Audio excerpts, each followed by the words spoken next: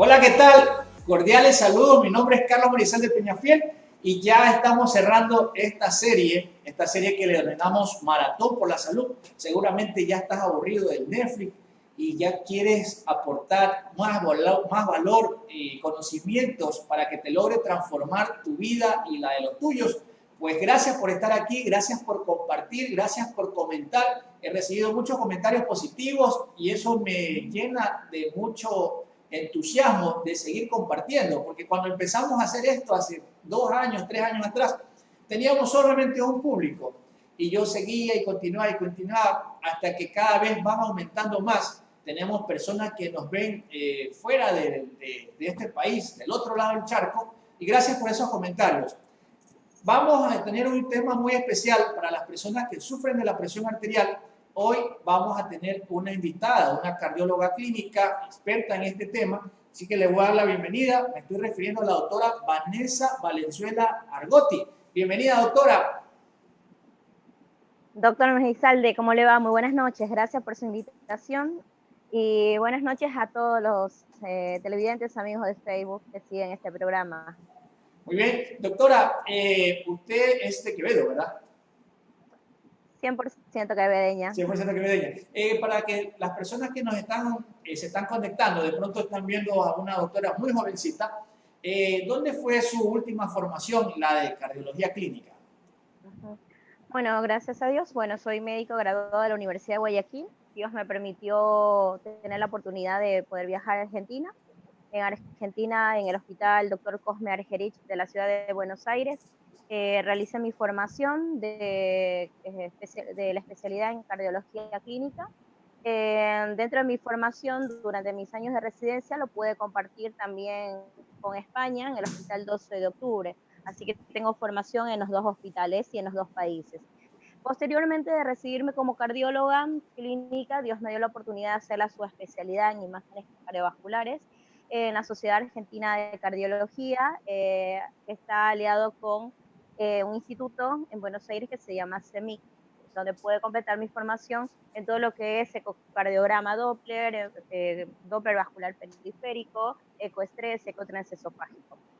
Perfecto, y se Al trata... mismo tiempo, Sí, sí, la escucho. claro, y al mismo tiempo que me formaba en estas áreas, también pude realizar lo que era el diplomado en insuficiencia cardíaca en la Universidad Católica Argentina, hacer el PhD en la Universidad de Ciencias Empresariales, la maestría en bioética también en la Universidad Católica Argentina. Gracias a Dios Perfecto. me permitió mi formación realizarla en aquel país y bueno, soy graduada en la Universidad de Buenos Aires, tengo mi título de especialista en cardiología. Perfecto. ¿Y se trajo algún argentino de allá, doctora? A más que el gatito. El gatito. A gatito, el aprendizaje y muchas amistades, gracias a Dios. La verdad que todos mis maestros que tuve allá son no solamente mis maestros, sino mis amigos. La verdad, todas las personas de allá son lindas gente y les estoy agradecida a Dios y a ellos por todo lo que me dio. Fue un país que me dio muchísimo. Perfecto. En mis Antes 9 años de vivir allá. de formación, ya. Entonces, al final, a ver si nos presenta al gatito argentino.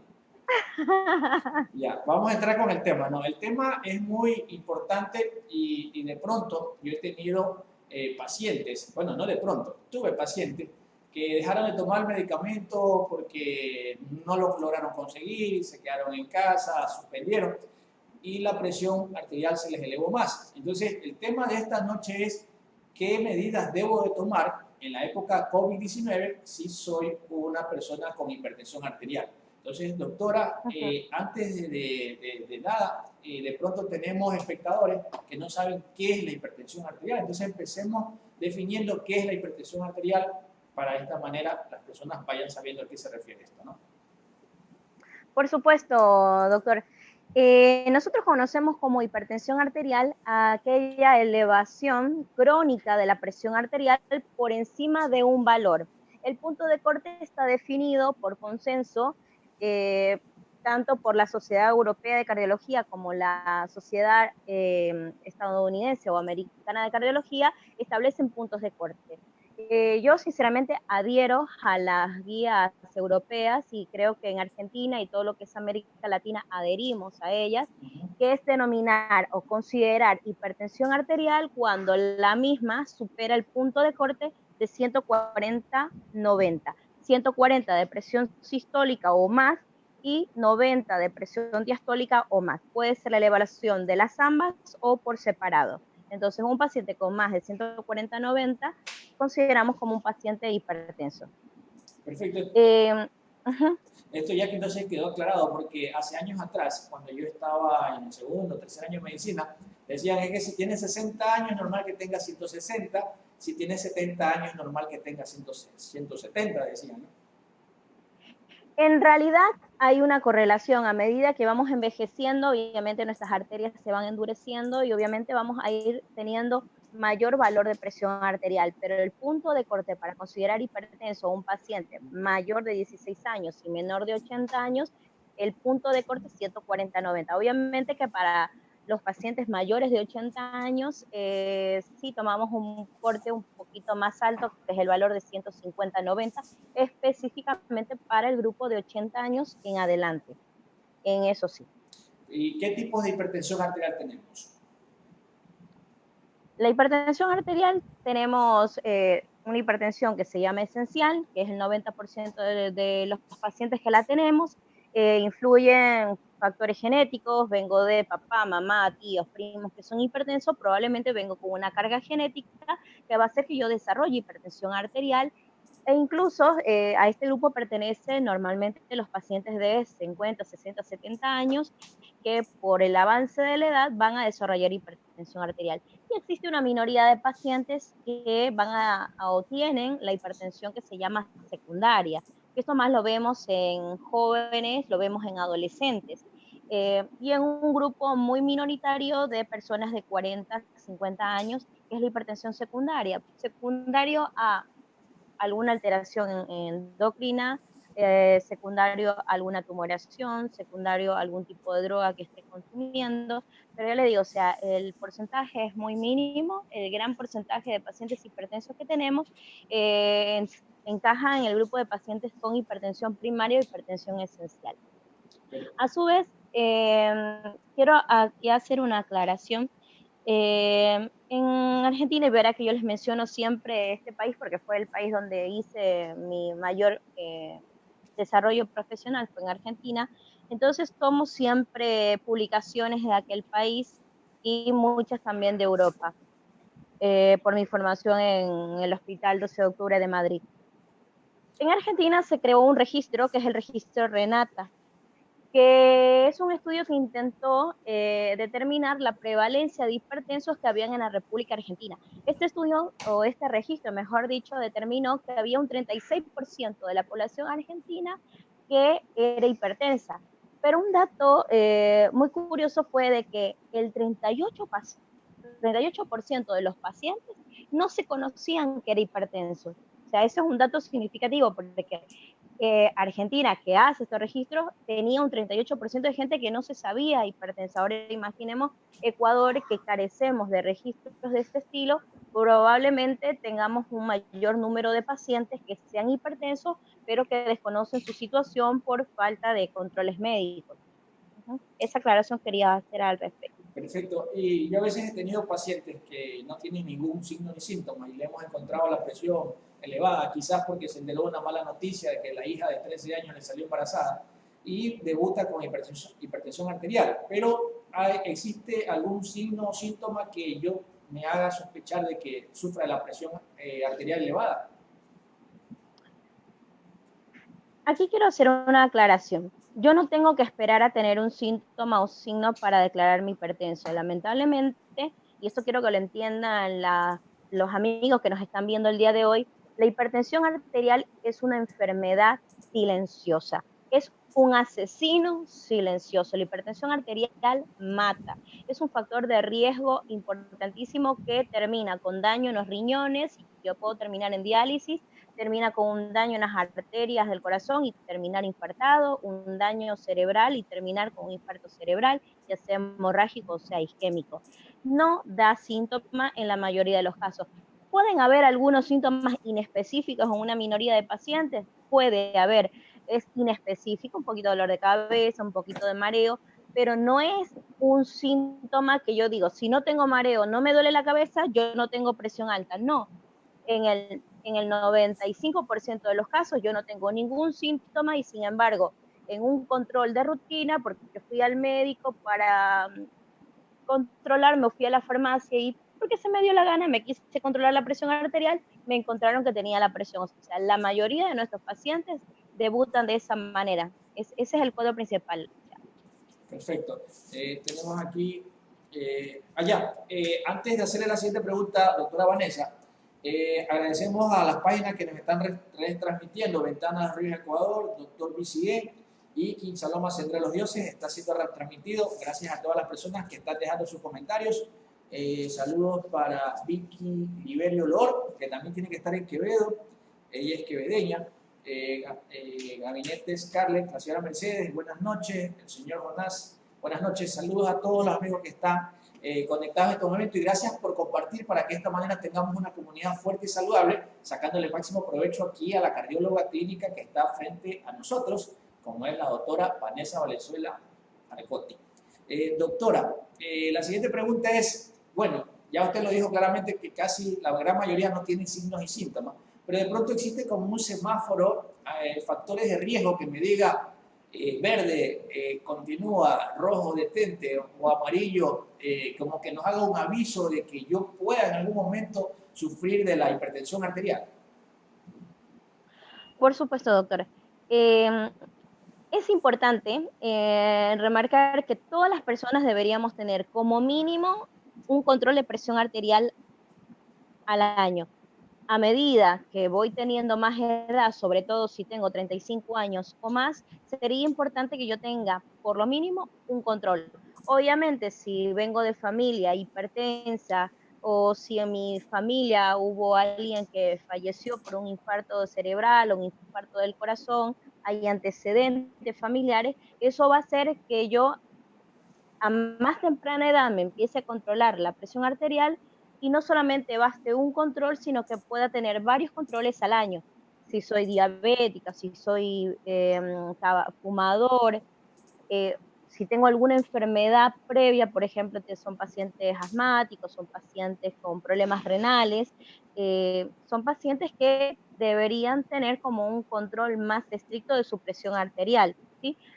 En líneas generales, pasar los 35 años, toda la población debería tener como método de screening, aunque sea una vez al año, un control de su presión arterial. Y después, el resto de los controles lo va a determinar estos otros parámetros: antecedentes en la familia, papá, mamá, primos, tíos hipertensos, familiares fallecidos por problemas cardiovasculares, enfermedades de base, diabético, obesidad, sedentario, mucho estrés, si fuman, si tienen el colesterol, los triglicéridos altos, etc.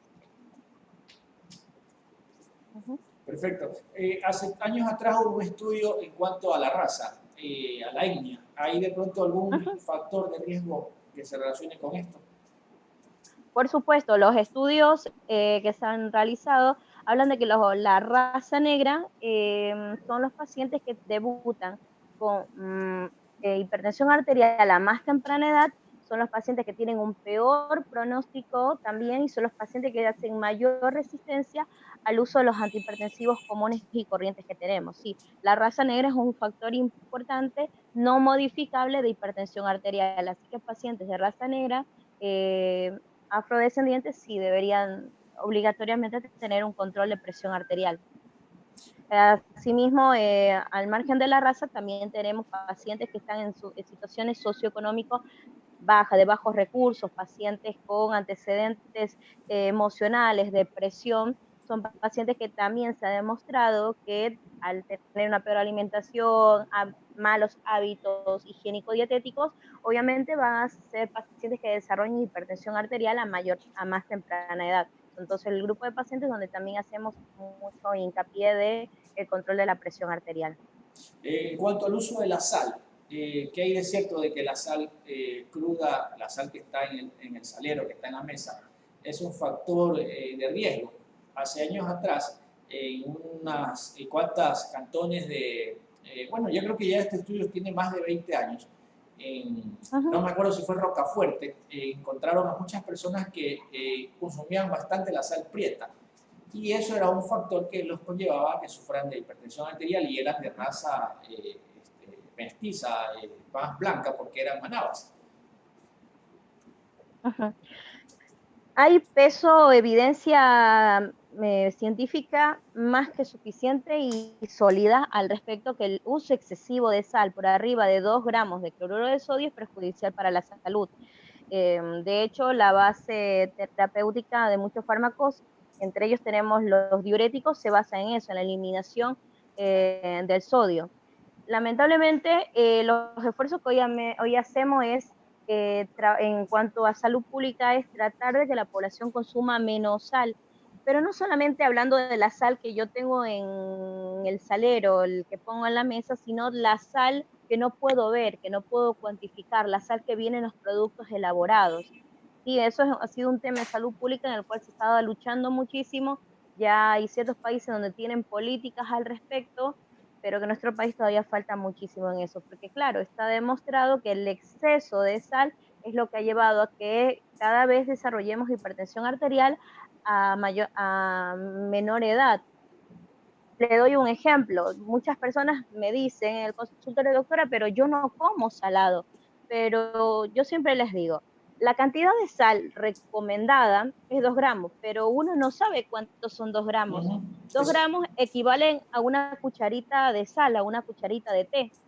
Esa es la cantidad de sal que deberíamos consumir en las 24 horas. Entonces, cuando uno está haciendo una sopa para 4 o 5 personas, uno le pone no una cucharada, le pone 2, 3 cucharadas y la sopa sale riquísima, sale con gusto, con sabor, no está salada, pero en ese plato de sopa superó la cantidad de sal que teníamos que comer en 24 horas, ¿sí? Entonces, esa es la relación que yo siempre le hago a las personas, a mis pacientes, para que entiendan de que, o sea, tenemos que comer una dieta baja en sal, ¿sí? De allí que tendríamos idealmente que preparar los alimentos sin sal y en todo caso, con la puntita de la cuchara, tomar un poquito de sal cuando ya tengamos nuestro platito de sopa servido y ponerle allí sí un poquitito de sal para darle sazón a mi sopa cuando ya la tengo servida, no en la olla para 4 o 5 personas porque estoy superando la cantidad de sal que yo debería comer en 24 horas. Al margen de eso, suponiendo, yo tengo las 3 cucharadas de sal que le pongo a la sopa, pero a esto le estoy poniendo el cubito Maggi, que tiene gran cantidad de sal, le estoy poniendo fideo, que viene con gran cantidad de sal, le pongo la sardina o el atún, que tiene alta cantidad de sal, o le pongo el choclo que viene enlatado o el frijolito que viene enlatado, entonces la cantidad de sal que yo estoy consumiendo en las 24 horas me va a superar ampliamente lo que está recomendado. De allí es que tenemos una población con una alta prevalencia de hipertensión arterial. ¿Sí? Todo se da por el tipo de hábito que tenemos. Nosotros somos uno de los países que consumimos grandes cantidades de sal. No solamente la sal que yo lo utilizo para elaborar la sopa, el arroz, las menestras, sino la sal que no estoy viendo en el pan, en el fideo, en el atún, en la sardina, o sea, la sal que está en los alimentos procesados. Muy Eso bien, también tenemos que considerarlo. perfecto. Gracias a las personas que nos dejan sus saludos. Dice aquí Carlos Espinosa, saludos, mi estimada doctora, desde La Maná. Igualmente, muchos saludos, gracias por vernos allá. Aquí hay una pregunta, dice, disculpe la pregunta, dice, ¿a qué se debe el dolor de cabeza constante? Tal vez se debería a la presión. Mercedes nos pregunta Es, esta consulta, desde claro, ese es Pensador. un síntoma que claro, es un síntoma que muchísimos pacientes lo refieren. Y aquí es un poco como que es el primero, ¿qué fue primero, el huevo o la gallina? Hay pacientes que en el contexto del dolor de cabeza pueden tener episodios de presión alta, sí, pero hay pacientes que tienen la presión alta y por eso desarrollan hipertensión arterial. Cuando uno está evaluando este grupo de pacientes, uno tiene que ver Eh, Perfecto, la presión arterial tiene que evaluar si el paciente es un paciente activo, es un paciente sedentario, tiene que evaluar o al menos estimar la cantidad de sal que el paciente consume, si hace algún tipo de actividad física o no. Tratar de descartar otra causa del dolor de cabeza, porque puedo tener dolor de cabeza porque tengo una contractura cervical y eso me está generando el dolor intenso de cabeza. Entonces siempre procuramos hacer una evaluación, salvo que tengamos una emergencia hipertensiva, que eso ya lo voy a indicar más adelante, a qué definimos como emergencia, qué definimos urgencia. Quitando esos dos cuadros clínicos, vamos primero a procurar quitar el dolor de cabeza y hacer una reevaluación de mi paciente, porque tengo que determinar si la presión alta es secundario al dolor, que es una hipertensión reactiva, o si realmente esa presión alta me está llevando a tener dolor de cabeza, ¿sí? Porque como les digo, o sea, es un síntoma bastante frecuente que consulta a las personas, pero les repito, una vez más, la hipertensión arterial lamentablemente es un asesino silencioso. En la mayoría de los casos no hay síntomas, no tengo que esperar al dolor de cabeza para hacerme un chequeo para determinar si soy hipertenso o no. Espero poder haber respondido la consulta de nuestra amiga. Perfecto. Entonces, Vanessa, ya hablamos de los factores de riesgo. ¿Cuál ahora? Vámonos a la otra vereda, factores de protección. La persona de pronto dice, no, yo ya me tomé la presión arterial, fui en la cardióloga, fui en el T y la presión me salió normal. ¿Cuáles serían los factores protectores para no padecer hipertensión arterial?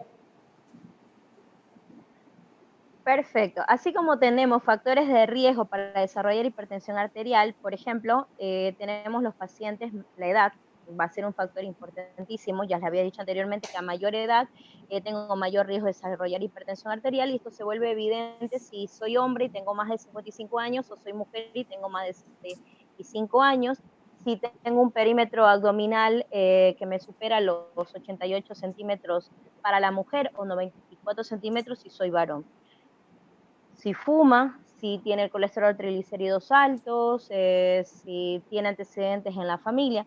Pero establecer estos factores en los pacientes, también tengo factores que me van, ya sea que me hayan diagnosticado como hipertenso o esté en ese periodo de la prehipertensión, o incluso en los pacientes que no tienen todavía hipertensión arterial, pero que vienen de familiares, de padres, hermanos, abuelos hipertensos.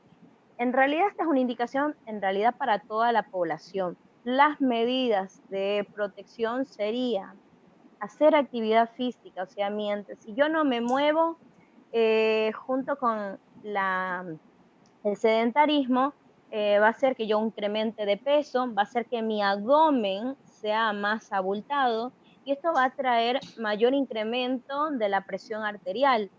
Si yo estoy estresado, va a hacer que mi presión arterial incremente. Entonces, de allí que siempre decimos a nuestros pacientes, hagan actividad física. La actividad física, al margen de que me va a hacer perder peso, va a mejorar mi estado de ánimo, va a liberar endorfinas que me van a hacer sentir bien, y va a evitar que yo tenga un abdomen abultado, que tenga un peso excesivo, ¿sí? También es importante otro factor protector, ya habíamos dicho, la actividad física.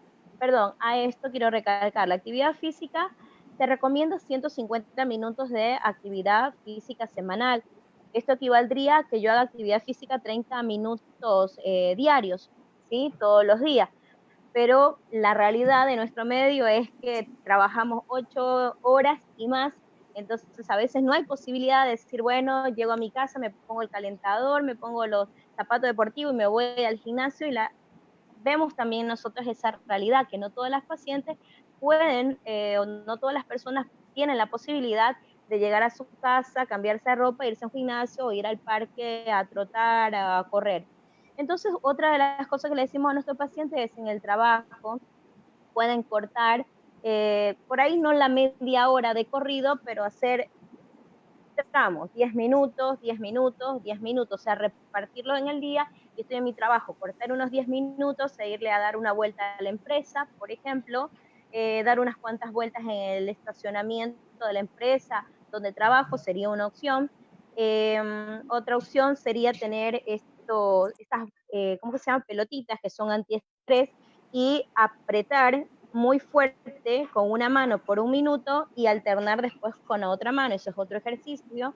Ayudarnos con la silla, hacer sentadillas, o sea, todo ese tipo de actividad, subir escaleras en lugar de ascensor, o sea, todo eso es actividad física, ¿sí? Entiéndase, no solamente es correr a un gimnasio, sino que tener ese tipo de actividad en el trabajo también es actividad física.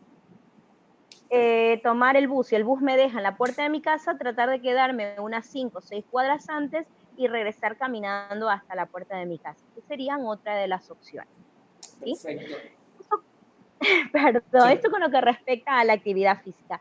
Otro de los factores de protectores, tenemos la dieta baja en sal. Como yo les había indicado anteriormente, tenemos que procurar hacer los alimentos sin sal y en todo caso, cuando ya me serví mi porción, ponerle un poquito de sal porque yo ahí ya puedo ver y estimar cuánto de sal estoy usando.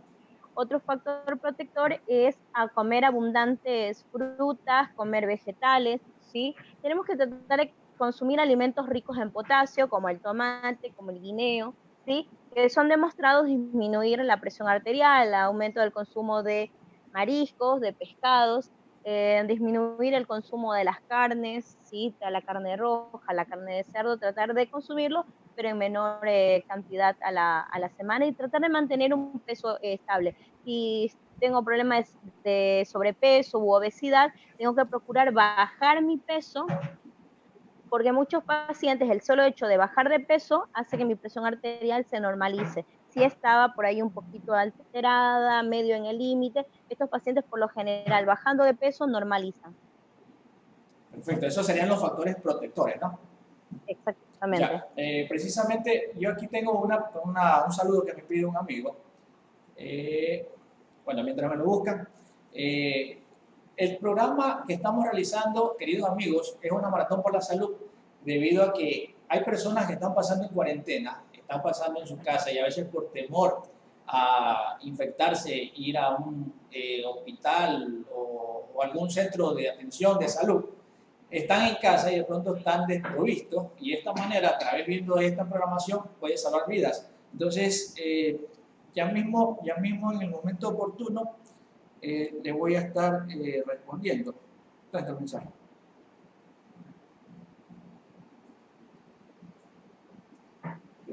Cintia, a ver, Cintia Cruz Santisteban dice: buenas noches, saludos estimado Tom Lizalde, Peñafiel, ¿a qué se deben los dolores de cabeza? Y a más de eso, el calentamiento a la misma, a ver, a más de eso, el calentamiento a la misma, cuando uno, por decir, se sumerge por varias ocasiones bajo el agua y no por mucho tiempo está bajo el agua, o por decir, cuando corre también sucede más, me gustaría, ¿a qué se debe? Sí, la aclaró, sí la cogió la pregunta otra Vanessa. Bueno, al respecto de ella, a ver, si yo no mal no entendí, está consultando por dolor de cabeza que se exacerba cuando está bajo la ducha. Sí, Siente como un calor, una calentura, eso es lo que le entendí. sí, siente calor. Perfecto. Sí, ¿a qué se debe decir? Bueno, allí habría que hacer una evaluación exhaustiva de la paciente. Le recomendaría que se tome su presión arterial para estimar qué valores tiene, ¿sí? Para a partir de ahí poder empezar a tratar al paciente. Son síntomas muy inespecíficos lo que ella está manifestando, el calor que se exacerba en la ducha, la verdad que es inespecífico. Puede variar de ser un cuadro realmente de hipertensión arterial hasta cuadros que van a las crisis de ansiedad que también se manifiestan con calores, exacerbación y de este tipo. Entonces, yo les recomendaría, una vez que pase todo esto, podríamos investigar un poquito más, pero podría empezar ya en domicilio. Si tiene algún dispositivo en casa o algún familiar que tenga un tensiómetro, podría empezar tomando la presión arterial. Ya, perfecto. Doctora, ¿y cómo diagnosticamos la hipertensión arterial? Fundamental, no puedo saber si soy hipertensa si no me tomo la presión arterial. O sea, es importantísimo. El screening es con un tensiómetro controlándome mi presión arterial. Esta puede ser cuando voy al control médico, y aquí sí les invito a los amigos que nos están viendo, que hagamos, aunque sea por medicina general, si no es por especialidad, por medicina general, hagamos un chequeo anual, ¿sí? En el chequeo anual me van a revisar qué presión arterial yo tengo, para a partir de ahí determinar si soy hipertenso, eh, si es un grado leve a moderado, el médico generalista le va a poder tratar; si el cuadro es severo o es resistente o refractario, lo derivará a la consulta especializada. Es importantísimo el control de la presión arterial en el consultorio. En la primera, en la segunda visita, hacemos un promedio de la presión arterial para determinar si el paciente es hipertenso o no. Después tenemos otros métodos también para determinar la presión arterial, como es el monitoreo ambulatorio de presión arterial, que eso está protocolizado, uno le enseña al paciente cómo lo tiene que hacer. Es bueno que el paciente se tome la presión arterial en casa, pero tiene que ser protocolizado con equipos que estén validados al respecto, y hacer una cartilla respectiva para saber que los valores que estoy obteniendo son reales. Y después tengo el mapa, que algunos lo conocen como el holter de presión, en casos dudosos o en casos donde quiero saber qué presión arterial tengo mientras duermo, o cuando tengo hipertensiones resistentes o refractarias. Entonces, o si quiero saber cómo está respondiendo mi paciente a la terapéutica, o quiero descartar una hipertensión de bata blanca o una hipertensión oculta, realizamos el monitoreo de presión ambulatoria de 24 horas, o mapa, que se conoce, mapa de 24 horas. Son los tres mecanismos que tenemos para diagnosticar la presión arterial, ¿sí? Usted tocó el tema, hipertensión de bata blanca. ¿A qué se refiere? Exactamente. La hipertensión de bata blanca se refiere a aquellos pacientes que tienen presión elevada en las horas de consultorio. Llego a la consulta, estoy nervioso, estoy reactivo. ¿Qué me va a decir mi doctor? Me toman la presión arterial y ¡pum!, 150/90. Llego a mi casa o voy a la farmacia, me la controlo, 120/70. Entonces, son los pacientes que siempre tienen la presión alta en el consultorio, pero llegan a su casa y la presión es normal, o hacemos un mapa y corroboramos que en el domicilio, en su vida diaria, lejos del hospital o el subcentro, la presión arterial es normal. Le cuento que tiene una incidencia bastante alta, tiene un 25 un 30% de incidencia la hipertensión de bata blanca, y de hecho el mapa es un estudio importantísimo que nos permite determinar cuántos de nuestros pacientes son hipertensos reales versus de aquellos pacientes que solamente tienen hipertensión de bata blanca. Y el término se refiere por el mandil que utilizamos los médicos. Llego a la consulta, veo al médico vestido de blanco y a mí se me sube la presión arterial. Perfecto. También tenemos un saludo para nuestro amigo David Rosero Bustamante. Él me dice, de aquí me escribe, dice: a nuestra querida doctora Valenzuela, excelente aporte a la comunidad. Es un gusto, doctor Rosero, Sí, es un gran amigo, sí. colega, trabajamos en la misma clínica con él, con su esposa. La verdad que son excelentes profesionales. Yo vi la charla del doctor el día de ayer, muy profesional, excelente. Así que le envío un saludo enorme y gracias por estar viendo el programa. A propósito, gracias a David Rosero fue que tuvimos el enlace con usted, doctora, ¿no? Gracias, David. Claro. Asimismo, doctora, vamos entrando al uso del electrocardiograma. ¿En qué momento uso el electrocardiograma, no? De pronto es un paciente hipertenso que ya tiene 10 años y a veces me lo encuentro y se ha hecho el electrocardiograma, no, tengo años, no sé qué será eso. ¿En qué momento tengo que hacerme un electrocardiograma? Bueno, el electrocardiograma es un estudio complementario, empecemos por ahí. El electrocardiograma me permite identificar la actividad eléctrica del corazón, se lo imprime en una tirilla o un papel tipo A4. Lo tenemos que realizar, los cardiólogos lo realizamos siempre en la primera consulta, en el primer contacto que tenemos con nuestro paciente, pero si ya el paciente tiene el diagnóstico de hipertensión arterial y nunca se ha realizado, entonces es el paciente ideal para arrancar con un electrocardiograma. Después de los 40 años, si el paciente se diagnosticó de hipertensión arterial, va a requerir un electrocardiograma aunque sea una vez, y si el electrocardiograma es normal, entonces uno ya va a ir haciendo un espacio de 2, 3 años antes de solicitar uno nuevo. Pero si uno ya empieza con el primer electrocardiograma a ver algún tipo de alteración que me sugiera de que hay crecimiento de las cavidades cardíacas, que me sugiera que las paredes están hipertróficas, entonces uno va a ir solicitando en menos tiempo un nuevo electrocardiograma o profundizando en otros estudios como un ecocardiograma. Perfecto. ¿Y el ecocardiograma en qué momento lo pide, lo solicita? Ya, el ecocardiograma, en esto quiero aclarar porque muchos pacientes confunden el electrocardiograma con el ecocardiograma.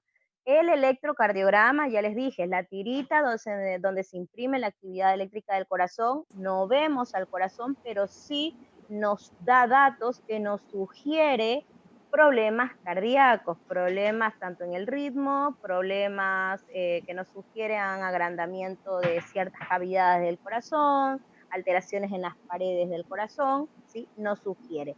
La diferencia con el ecocardiograma, que es un estudio complementario de mayor profundidad, que no se lo hacemos a todo mundo, lo solicitamos siempre y cuando tengamos clínica del paciente y tengamos un electrocardiograma que así nos lo sugiera, o como un control en un paciente hipertenso ya de mucho tiempo, ¿sí? El ecocardiograma es una ecografía, así como cuando uno hace una ecografía para ver un bebé. Bueno, en el ecocardiograma es una ecografía donde vemos al corazón, vemos la forma que tiene el corazón, estudiamos las paredes cardíacas, estudiamos el tamaño de las cavidades, vemos las válvulas del corazón, vemos el comportamiento del flujo sanguíneo a través del corazón y las grandes arterias. Nos permite estimar presiones, y nos permite hacer un estudio también de la movilidad o motilidad cardíaca para inferir si hubo un infarto o si hubiera la posibilidad de alguna arteria del corazón o una arteria tapada.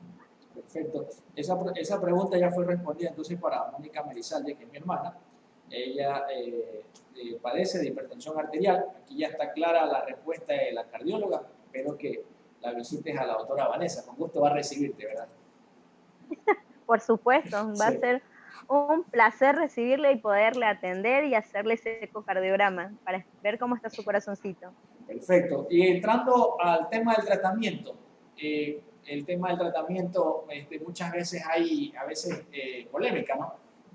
Tomo esta Ujú. pastilla y dice, no, ya me la cambiaron. ¿Qué es lo que usted recomienda para que no haya confusiones? Por ejemplo, mi mamá es hipertensa arterial, ya creo que 30 años, y ella siempre, desde que empezó a tomar pastilla en Alapril. Ella la tomaba con el nombre en ese entonces de Lotrial, laboratorio Reumers, con laboratorio Ujú. colombiano, que ya casi no llega aquí a Ecuador, por lo menos Ujú.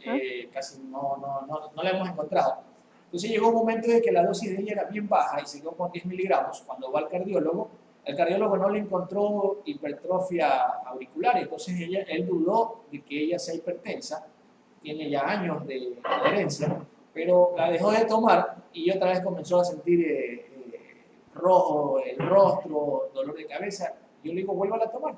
Entonces, actualmente solamente toma 10 miligramos y ahora con otro nombre porque no encontró esta pastilla. Entonces, ¿qué recomienda usted en cuanto al tratamiento? ¿No? Porque a veces los pacientes como que se asustan porque entran con un medicamento que de pronto lo compraban a 70 centavos y ahora lo encuentran a 3 dólares con 70 cada tableta Ujú. diaria, ¿no? Ujú. Sí, al respecto, en cuanto a la terapia antihipertensiva, hoy en día contamos con un gran arsenal. Tenemos diversos grupos de medicamentos y combinaciones para tratar la hipertensión arterial. Eh, Cuando nosotros tratamos un paciente y queremos empezar con una determinada terapia, nosotros evaluamos varios factores. Evaluamos, para empezar, la edad que tiene nuestro paciente, porque no voy a dar la misma terapéutica a alguien de 35 años de edad que a alguien de 60 años de edad, mujer y menopausia, ¿sí? Entonces, partimos por ahí la edad del paciente. En segundo lugar, voy a elegir el fármaco que mejor le vaya a mi paciente. Procuramos los fármacos que sean de 24 horas de duración, porque son medicamentos que van a mejorar la adherencia de mi paciente. De nada me sirve dar un medicamento que se dé 3 veces al día y mi paciente no lo va a tomar y por ende no voy a poder controlar la presión arterial. Ahora, con respecto al tema de en sí de los medicamentos, una vez que ya evalué los factores de mi paciente y me voy a determinar o me voy a dirigir por un medicamento, siempre nosotros tenemos los grupos divididos. eh, por ejemplo, el enalapril es un IECA. Nosotros conocemos a este grupo de medicamentos como IECA. Fueron los primeros fármacos que salieron de este grupo, muy buenos para tratar la hipertensión arterial. Hoy en día han sido superados por otros medicamentos de la misma familia. Por ejemplo, el enalapril se encuentra poco en el mercado, pero porque tenemos, por ejemplo, el lisinopril, que sería como el primo hermano, que tiene una duración de 24 horas, porque el problema del enalapril es que se daba 2 veces al día y la adherencia del paciente era pobre, o sea, el paciente tomaba una dosis y se olvidaba de tomar la siguiente, ¿sí? Entonces, hoy lo que están haciendo los laboratorios es tratar de sacar medicamentos de larga duración, medicamentos que cubra las 24 horas. No tenemos el fármaco ideal todavía, pero se vienen acercando día a poco. Entonces, por ejemplo, en la línea del enalapril tenemos lisinopril, por ejemplo, y tenemos otro grupo de fármacos que son los ARA2, como el losartán, el valsartán, el irbesartán. Y hoy en día también cuando evaluamos a nuestros pacientes, vemos en función del valor de presión arterial si damos un solo medicamento o damos terapia combinada con 2 o 3 medicamentos. Hoy en día, gracias a Dios, los laboratorios han desarrollado medicamentos combinados que en vez de tomar 2, 3, 4 pastillas, hoy 3 medicamentos vienen en una sola píldora, 2 medicamentos en una sola píldora, ¿sí? Entonces, eso ha mejorado muchísimo la adherencia de nuestros pacientes. Y en esto quiero aclarar algo. Si un paciente es hipertenso, el diagnóstico de hipertensión arterial es un diagnóstico de por vida, ¿sí? No es que yo, bueno, sí, me dijeron que tenía un poquito de presión, tomé la medicación por 1 mes, 2 meses y ya está, me curé, no volví a tener presión alta y la dejé de tomar. Ese es el grave problema que tenemos en nuestro medio. O sea, y esto parte muchísimo, y en parte creo que lo tenemos la culpa los médicos, porque no hacemos una correcta evaluación de nuestros pacientes. Porque en la primera consulta tenía 150, 160, 90, usted es paciente hipertenso, le enchufamos el medicamento y el paciente se quedó en el limbo diciendo que era hipertenso, lo tomó 2, 3 años, después no pudo comprar la medicina, no la encontró, la dejó de tomar, después vienen a los años a la consulta y doctora, yo tomaba un medicamento, ni me acuerdo, pero me daban algo para la presión arterial. Entonces nos falta mucho en el tema de hacer un buen diagnóstico de hipertensión arterial, porque la hipertensión arterial es un diagnóstico de por vida. Una vez que un paciente yo lo rotulé como hipertenso, ese diagnóstico lo va a acompañar hasta la tumba. Si empecé un tratamiento, claro que se puede ir modificando, se va a ir modificando a lo largo de los años.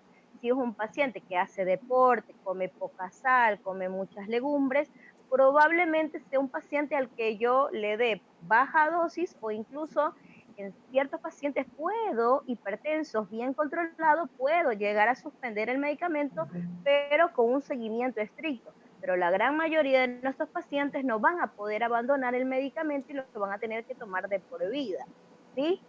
En función de los valores de presión arterial que tenga mi paciente, yo le daré un medicamento o le daré terapia combinada con 2 o 3 medicamentos y esa medicación la va a tener que encontrar de por vida. Obviamente que los nuevos medicamentos sí tengo que aceptar que tenemos de todos los precios, algunos son un poquito caros, obviamente a mayor combinación y mientras más nombre tenga la marca, obviamente el precio va a ser un poquito más caro, va a ser mayor, ¿sí? Pero bueno, en este caso vamos a consensuarlo, ¿sí? Los cardiólogos manejamos diversas marcas de distintos laboratorios, entonces siempre tratamos, o al menos yo lo hago así, trato de llegar con mi paciente a un consenso en función al estatus económico que este tenga, si puede o no puede costearme. Hay pacientes que dicen, doctora, recéteme la mejor marca porque yo lo puedo costear. Así también tengo pacientes que me dicen, doctora, yo vivo del día a día y no puedo comprar un medicamento que me sale una píldora en $3. Entonces, la realidad es que uno siempre busca el bien del paciente y hace un consenso, uno pesa el valor, la mejor combinación para el paciente, o sea, siempre procuramos el bienestar del paciente, que es nuestro bien. Perfecto. Le enviamos saludos a Elizabeth Bella, que se ha acogido, dice, a quedarse en casa y está aprendiendo el tema aquí con nosotros. Asimismo, a Jonás Casal Ceballos también, él es colega del ciclismo, le decimos el doctor de las bicicletas. Dice, saludos doctor, bueno, me han dicho los médicos que no sufro de la presión y me gusta hacer ejercicios como el ciclismo, aunque me han recomendado no hacer esfuerzo por la precaución de que el 15 de marzo me dio un ahogo, me llevaron al hospital, pero los signos estaban normales. Y me hicieron electrocardiograma y me dijo que era un preinfarto que me había dado. Al día siguiente salí y por no ser hipertenso me dijo que debo descansar. Bueno, yo ahí al Jonás. amigo Jonás, que nos acaba de escribir, yo le recomendaría una evaluación por especialidad, ¿sí? El diagnóstico de preinfarto, en realidad el nombre técnico es angina inestable. Si yo doy ese diagnóstico es algo grave, son pacientes que tengo que catalogarlo adecuadamente porque son pacientes que sospecho que tienen arterias tapadas, el tratamiento no es el reposo, o sea, en principio sí lo voy a mandar a reposar, pero en el interín le tengo que hacer una serie de estudios más complejos y probablemente terminen hasta en cateterismo si realmente mi diagnóstico de sospecha se confirma, ¿sí? No es solamente, bueno, de por vida, no hago mucho esfuerzo, no, son pacientes que necesitan una atención especializada para corroborar si realmente tuvo un preinfarto o fue únicamente por ahí una crisis de ansiedad, un reflujo gastroesofágico que le generó el ahogo. Yo le recomendaría, cuando una vez que pase todo esto, que tenga una atención especializada. Si me visita, estoy a las órdenes. Ya escuchó a Jonás, tiene que buscar a Vanessa. Bueno, y doctora, usted que está en el tema de cuarentena, usted también se ha acogido al tema de cuarentena, está dando servicios Por supuesto, telefónicos, está teniendo consultas por teléfono. ¿Qué tipo claro. de consultas ha tenido? Bueno, estamos ya hace 15 días, estamos adheridos a la cuarentena, apoyando a nuestro país y acompañando a los colegas que se encuentran en la primera línea, porque sí, no, no, no estamos en contacto con los demás, el virus se corta. Es así de simple. Bueno, al respecto, sí, desde hace 15 días para acá me mantengo haciendo consultas telefónicas, consultas virtuales, y la gran mayoría de las consultas han sido, por supuesto, esto, de los pacientes que por la cuarentena no han podido salir y se les ha terminado la medicación, y algunos me han llamado para saber si tienen que seguir tomando su medicina o la suspenden, y aquí el mensaje es, no se deja de tomar la medicina. La medicina se termina, la medicina se vuelve a comprar y se la sigue tomando, ¿sí?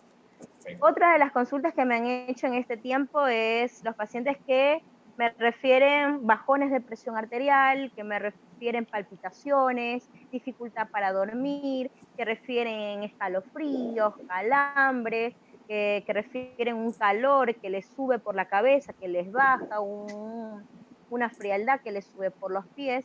Sí, en este tiempo la mayoría de las consultas han sido de este estilo. Y bueno, es esperable porque en este momento, con las noticias que vemos en el día a día, hace que nos sobresaltemos y uno nunca sabe si el próximo va a ser uno. Entonces uno piensa en la familia y si los contagio y que no puedo salir. Entonces nos está llevando a un nivel tal de ansiedad y de estrés que empieza nuestro cuerpo a presentar sintomatologías psicosomáticas, ¿sí? Entonces yo les quiero decir aquí a los amigos que nos están escuchando que nos tranquilicemos, que tratemos de distraer nuestra mente leyendo un libro, leyendo la Biblia. Les aconsejo muchísimo en esta época. Es un tiempo para buscar esa paz, la paz de Dios, meternos en la palabra, en la Biblia, en las promesas que tiene Dios.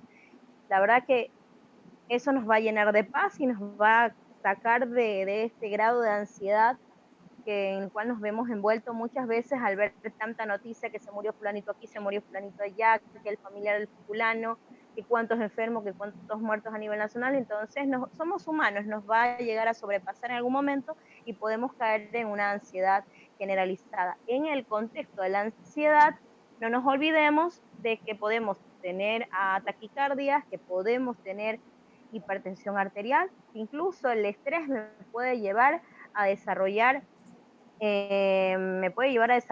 un infarto agudo de miocardio. La respuesta es sí. Hay muchos artículos científicos al respecto del estrés, es un detonante para una enfermedad cerebrovascular o cardiovascular, sea un infarto cerebral o sea un infarto agudo de miocardio. Entonces la recomendación es esa, de que procuremos tranquilizarnos, hacer alguna actividad en el hogar, recreativa, leer libros que nos dé paz. En este caso recomiendo la Biblia.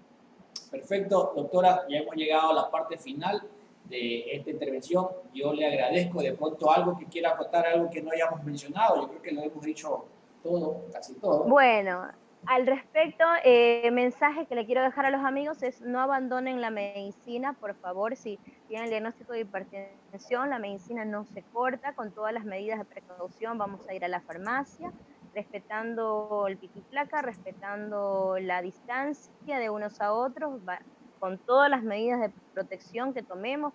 Vamos a la farmacia, vamos a adquirir el medicamento no se corta, ¿sí? Se tiene que seguir tomando. Primera recomendación. Segunda recomendación: en casa tomemos suficientes líquidos, mantengámonos haciendo alguna actividad recreativa. Hay muchos videos en YouTube para hacer zumba, hacer actividad aeróbica en el domicilio. Procuremos no comer tanto carbohidrato en estos días que vamos a estar en cuarentena, sino tratemos de comer más frutas, más vegetales, ¿sí? Eso nos va a ayudar muchísimo. Tratemos de quitar un poco el estrés, la ansiedad. Dejemos de ver tanta noticia de coronavirus, por favor.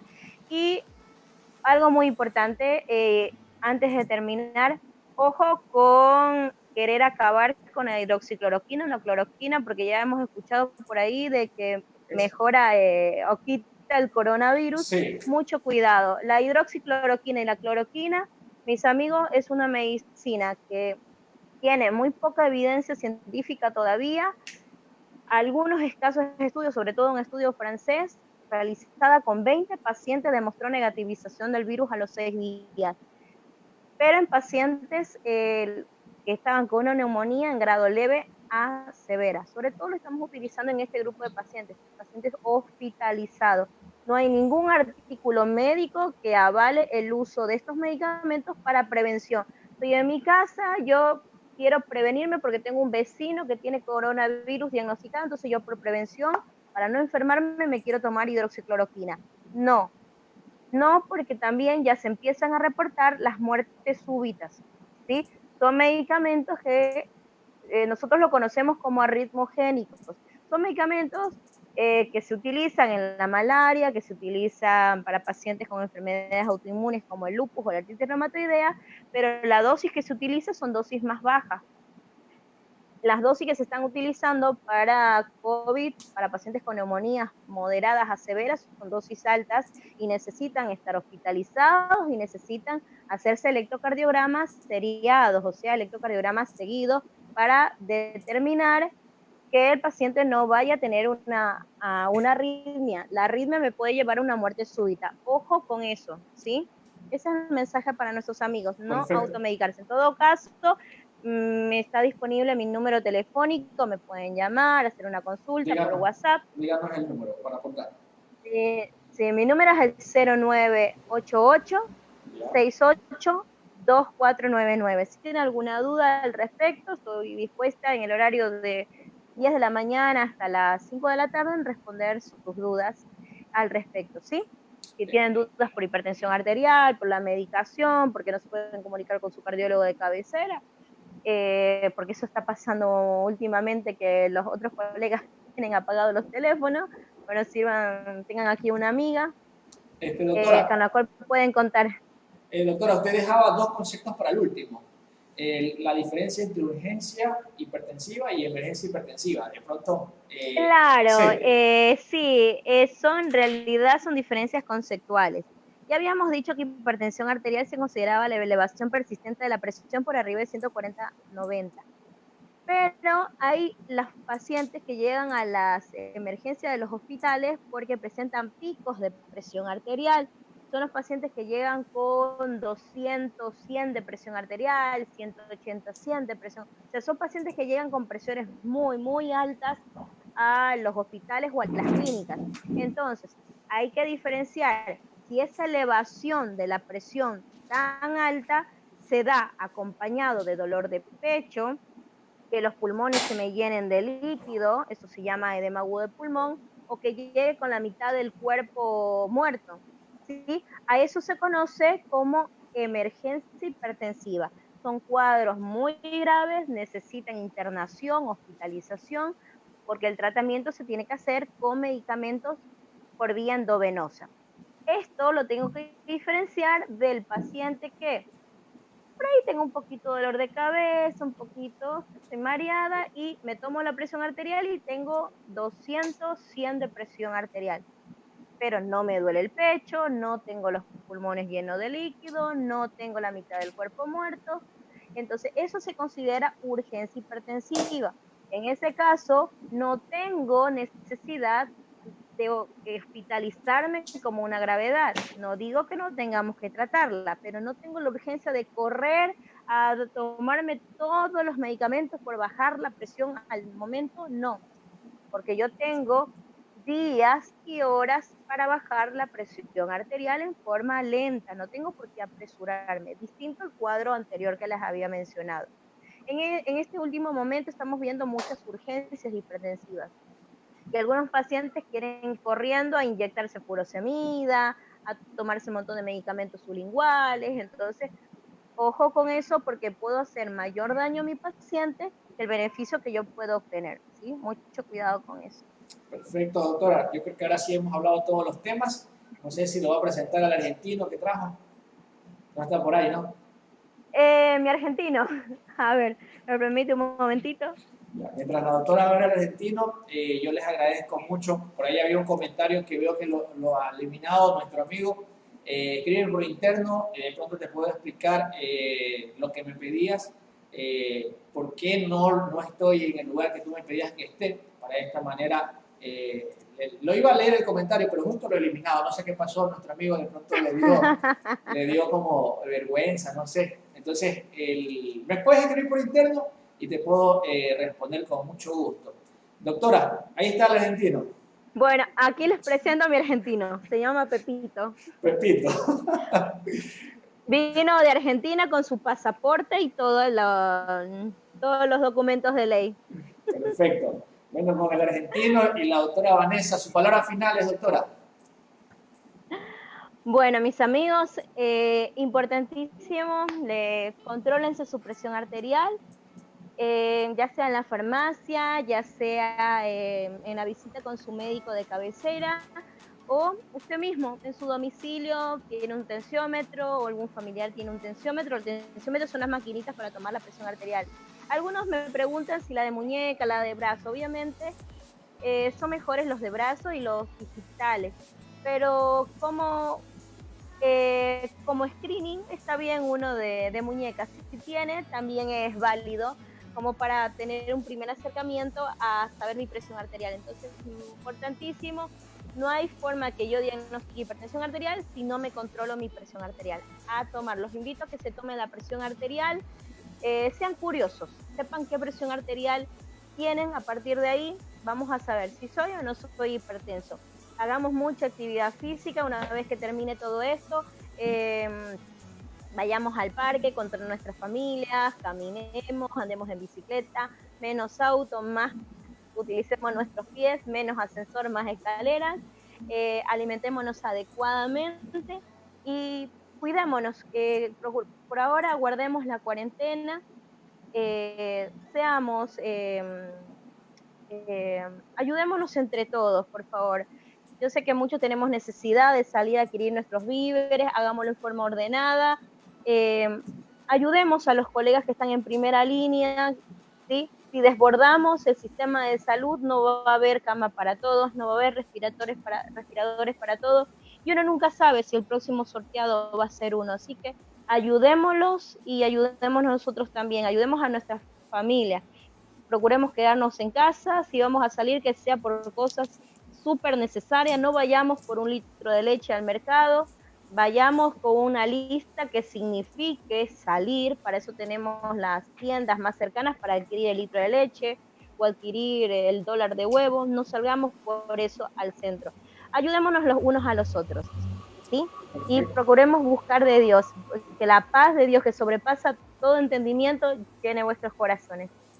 Perfecto, doctora. Yo le agradezco a usted por haber asistido a esta conferencia virtual y entregar todo su conocimiento. Asimismo, le agradezco a las páginas que han retransmitido todas nuestras Facebook Live, como son Ventana en los Ríos de Ecuador, Doctor BCN, Quinsalón, Ascender a los Dioses. Si de pronto llegaste justo en este momento, ya lo vamos a subir a mi página en YouTube, a mi canal en YouTube. Lo encuentras como Carlos Grisales Peñafiel. Les agradezco, me ha llenado de mucho hacer esta maratón por la salud con grandes y prestigiosos profesionales. Sabemos que aquí tenemos los mejores profesionales y si de pronto tú quieres contar con ellos, pues contáctalos de manera que cambies esos conceptos de salud para prevenir o evitar alguna complicación. Sin más que decirles, soy Carlos Grisales Peñafiel, te envío un abrazo y una hora de salud y nos vemos en una próxima serie. Muchas gracias. Nos vemos. Gracias a todos.